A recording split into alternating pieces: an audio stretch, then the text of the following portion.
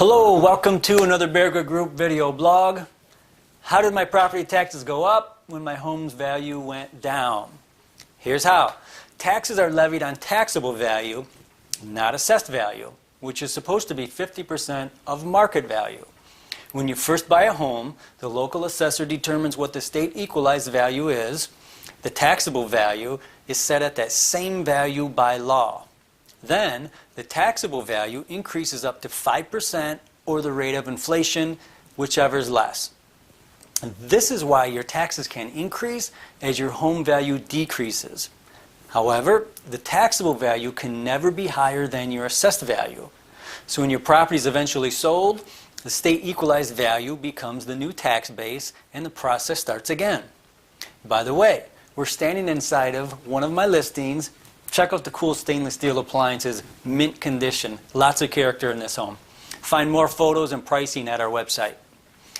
Okay, so taxable value does not fluctuate like market values.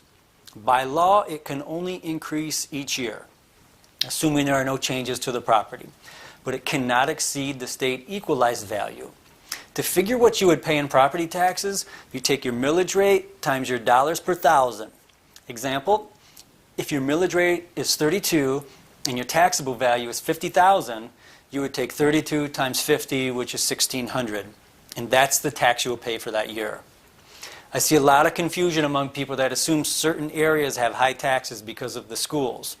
This is definitely not a rule of thumb. As an example, the village of Sand Lake must have lower taxes, right? It's way up north in the middle of nowhere.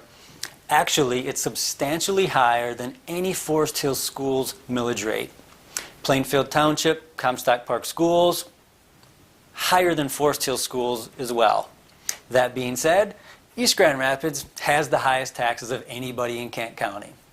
Then again, if you live in what they call the Golden Triangle, which is Grand Rapids Township and East Grand Rapids Schools, your taxes are much lower than if you live within the city of East.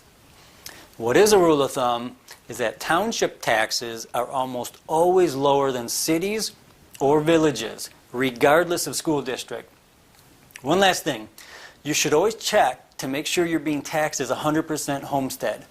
This means it's your primary residence. Otherwise, you'll be paying a non-homestead tax, which is about 40% higher. This is what landlords and people with second homes pay. Every now and again, I'll run across someone that's paying a non-homesteaded tax, and they don't even know, especially if their taxes are escrowed into their monthly payments. But by the way, if you think your home is assessed too high and you want to try to have your property taxes lowered, you can appeal your assessment by going to the Board of Review of your local government unit.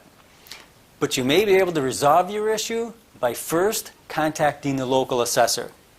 Next week we'll be talking about the one way to get a great deal on a foreclosure. And do your good deed for the day. Share this information with someone else who might find it helpful. And thanks again.